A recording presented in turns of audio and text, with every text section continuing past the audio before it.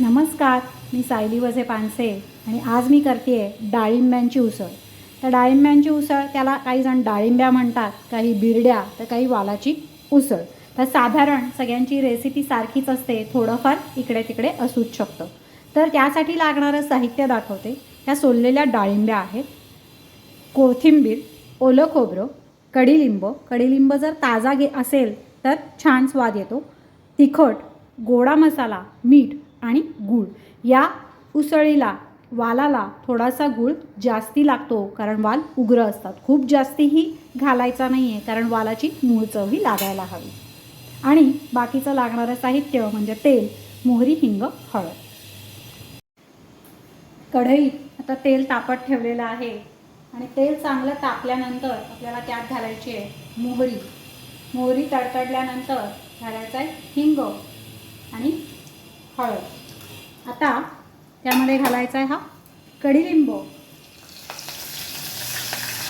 आणि मग या डाळिंब्या त्याच्यामध्ये घालायच्या आहेत। डाळिंब्या 1-2 मिनटं तेलावरती परतून घेते। 2 मिनटं मी डाळिंब्या तेलावर परतल्यानंतर मी त्याच्यामध्ये साधारण एक मोठी वाटी गरम केलेलं पाणी, उकळतं पाणी घालते। आता आपल्याला झाकण ठेवून डाळिंब्या शिजवायच्या आहेत, पण डाळिंब्या अशा शिजवायच्या आहेत की त्या शिजल्या तर पाहिजेतच, पण त्या मोडता कामा नये। तर साधारण एक 7-8 मिनटं आपल्याला झाकण टाकून त्या शिजवायच्या आहेत।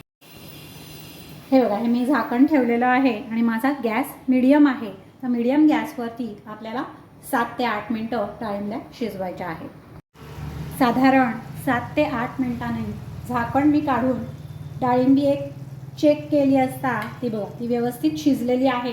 पण आत्ता सगळ्या डाळिंब्या अख्ख्या आहेत, शिजल्या तर आहेत पण मोडल्याही नाही आहेत। तर यावेळी आता आपल्याला बाकीचे मसाले घालायचे आहेत। तर सगळ्यात आधी मी घालते मीठ, नंतर आपल्याला घालायचा आहे हा गूळ, तिखट, गोडा मसाला आणि परत एकदा आपण हे व्यवस्थित मिक्स करणार आहोत।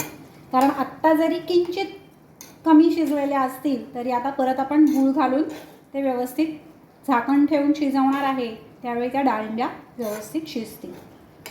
तर आता पुन्हा एकदा मी हे सगळं मिक्स करून त्यावर एक 3 ते 4 मिनटं झाकण ठेवते। साधारण 2-3 मिनटातच आपल्या डाळिंब्याही व्यवस्थित शिजलेल्या आहेत, गूळही विरघळलेला आहे। त्यावेळी मी गॅस बंद केलेला आहे।